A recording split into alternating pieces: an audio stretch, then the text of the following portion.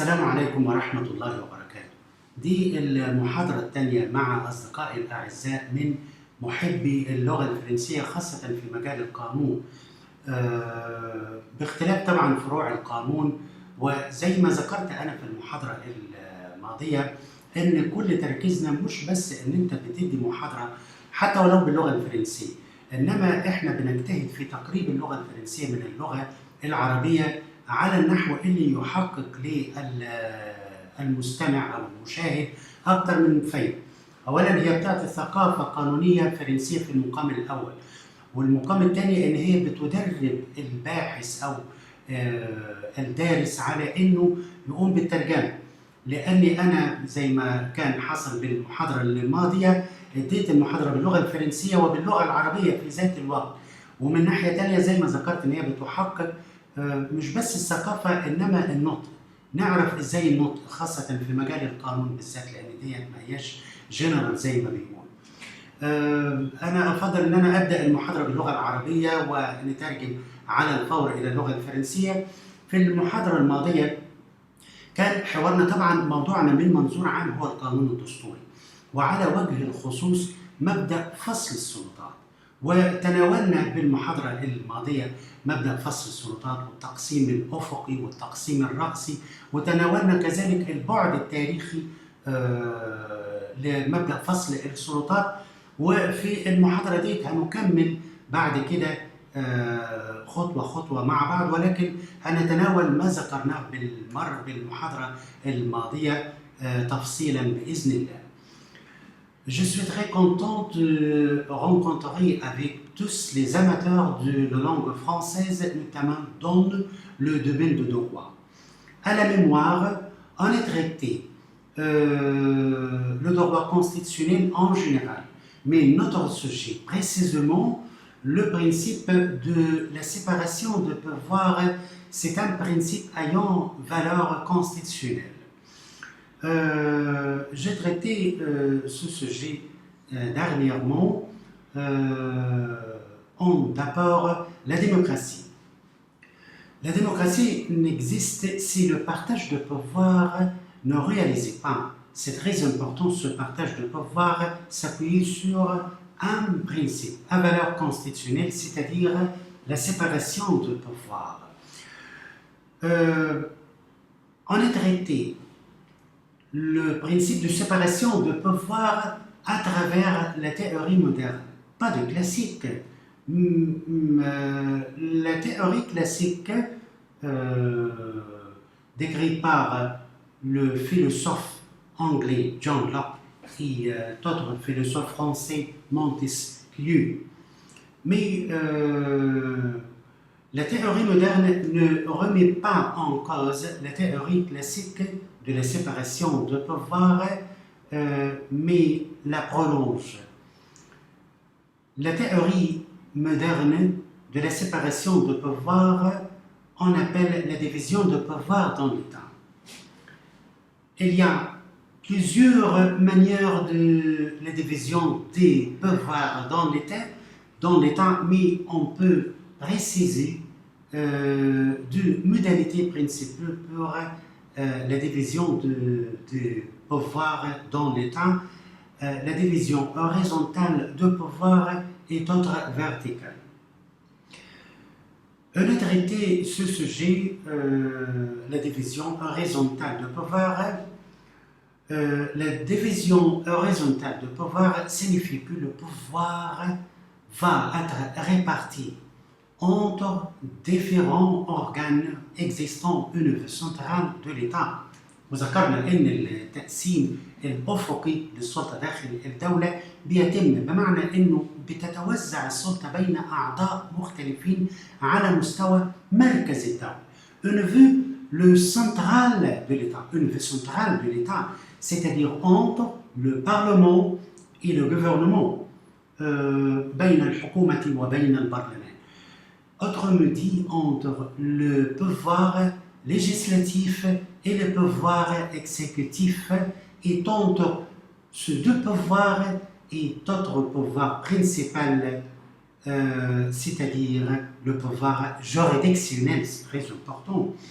le pouvoir juridictionnel composé des différentes juridictions existantes dans l'État. Cette division opérée de manière horizontale qui conduit à faire la distinction entre plusieurs régimes politiques, c'est-à-dire régime parlementaire, رجيم بريزيدنسيال بور ليسونسيال.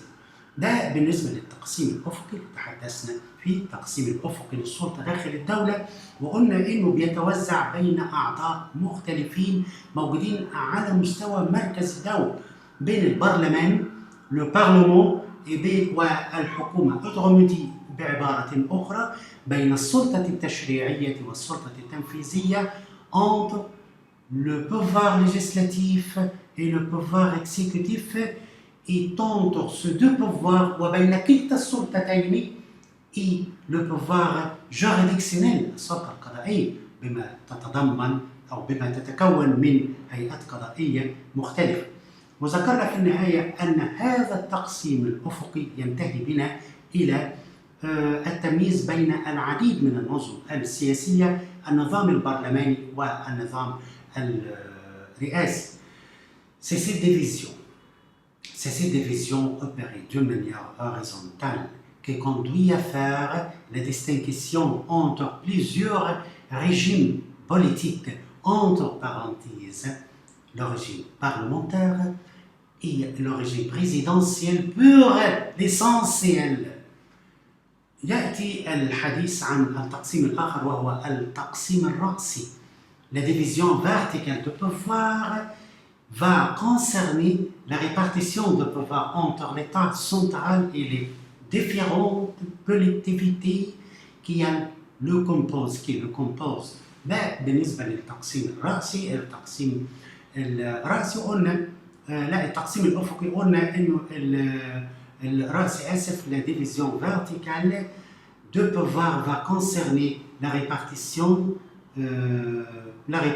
de pouvoir entre l'État central et les collectivités, les différentes collectivités qui le composent. بين تقسيم يتم بين الدولة المركزية وبين الوحدات المحلية اللي بتتكون منها الدولة، بتتشكل منها الدولة. وقلنا إن في العديد من طرق هذا التقسيم. Les modalités variables de ces divisions vont alors conduire à la distinction qu'on appelle les formes de l'État. هذه الأطر المختلفة أو المتنوعة للتقسيم التقسيم الرأسي للسلطة داخل الدولة ينتهي بنا إلى أننا نجد أنفسنا أمام أشكال مختلفة من الدول. فأنا عندي l'État fédéral et l'État régional, الدولة الفيدرالية وكذلك الدولة الإقليمية. En dernier mot, je peux dire, la division verticale de pouvoir va concerner la répartition de pouvoir entre l'État central et les collectivités, les différentes collectivités qui le composent, c'est-à-dire les modalités variables de ces divisions verticales vont alors conduire à distinguer ce qu'on appelle des formes de l'État, c'est-à-dire l'État fédéral et l'État régional. ده كان بالنسبة لأول نقطة تناولناها بالشرح والتفصيل en détail بالتفصيل، وهي la division de pouvoir dans l'État. وعرضنا بعد كده على نقطة أخرى، وقفنا على وجه التفصيل على مبدأ séparation de pouvoir، وتناولنا هذا المبدأ من جانبين، من الجانب التاريخي ومن الجانب النظري، ولكن احنا توقفنا عند الجانب التاريخي وتناولنا أصول مبدأ فصل السلطات. On a traité hier le principe de séparation de pouvoir à travers la portée historique et également théorique. Mais on arrête à la portée historique pour les origines du principe de séparation de pouvoir. La séparation de pouvoir trouve son origine en Angleterre. وذكرنا طبعا أن إنجلترا هي بتشكل مبدأ فصل السلطات. Le principe de séparation de pouvoir trouve son origine en Angleterre. Ce principe qui a été d'abord forgé par l'histoire avant d'être autorisé. عايز يقول هنا أن هذا المبدأ تخلق من واقع عملي خرج من رحم التاريخ قبل أن يوضع في أطر نظرية. يعني ده ما كانش مجرد أفكار مجردة كانت بتمر في عقل جون لوك وجان جاك روسو وألفونسين شارل مونتسكيو، وإنما هو جه من واقع التجربة العملية، من واقع les expériences constitutionnelles، من خلال التجارب والخبرات الدستورية، ومر في إنجلترا على نحو ما سوف نرى حالا خلال مراحل تاريخية ثلاثة. Le principe de séparation de pouvoir trouve son origine en Angleterre. Ce principe qui a été d'abord forgé par l'histoire avant d'être autorisé. trois grandes dates في مراحل تاريخية ثلاثة marquent de ce point de vue l'histoire de l'Angleterre. المراحل التاريخية دي هي ليست مراحل لتأسيس مبدأ فصل السلطات، ولكنها بتشكل مراحل فارقة في تاريخ إنجلترا وصولا إلى ما انتهت إليه من الشكل الحديث للديمقراطية. وذكرنا العبارة على النحو التالي، قلنا trois grandes dates marquent de ce point de vue l'historique de l'Angleterre. بتميز هذا البعد التاريخي لإنجلترا. Chacune de ces étapes est caractérisée par repli de l'absolutisme de pouvoir monarchique pour finalement appeler à un système politique dans lequel le pouvoir va être partagé entre le roi et entre le parlement représentatif du peuple. شوف العبارة قد إيه جميلة، يعني أنا بشعر فيها إن فيها جزالة وفيها عمق وفي نفس الوقت فيها تعبير.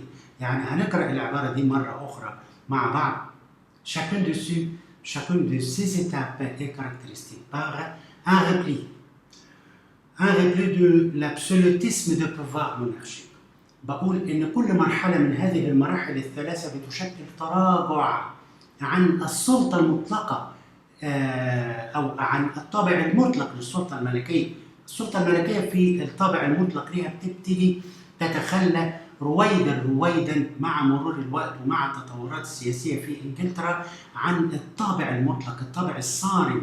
لتاسموا لويس الرابع عشر كان بيقول لتاسموا أنا الدولة. طبعا مرت تحولات الثورة الفرنسية مما سوف نتناول التفصيل. لذلك أنا برجع مرة أخرى للعبارة دي، بقول trois grandes dates marquent de ce point de vue l'histoire de l'Angleterre. Chacune de ces étapes est caractéristique par un repli de l'absolutisme de pouvoir monarchique. Repli de l'absolutisme de pouvoir monarchique pour finalement appeler à un système politique dans lequel le pouvoir va être partagé entre le roi et le parlement représentatif des peuples. انه حصل زي ما ذكرنا ان في تراجع عن الطابع المطلق للسلطه الملكيه وصولا الى تقاسم السلطه ما بين الملك وما بين البرلمان ممثل الشعب. وهو يمكن طبيعه الحال البرلمان هو ممثل للشعب ونواب البرلمان هم ممثلي للشعب، ولكن هو ذكر العبارة دي على وجه الخصوص علشان يؤكد هذه المرحلة، يؤكد أنه أصبح في تمثيل للشعب. فهنبدأ دلوقتي مع المراحل التاريخية الثلاثة ونتناولها تفصيلا. في عام 1215 أو الأفضل نبدأ باللغة الفرنسية. En 1215 est adoptée la grande charte entre parenthèses Magna Carta. طبعا كل طلبة حقوق عارفين الماجنا كارتا وإيه هي اللي عملته بالظبط. En 1215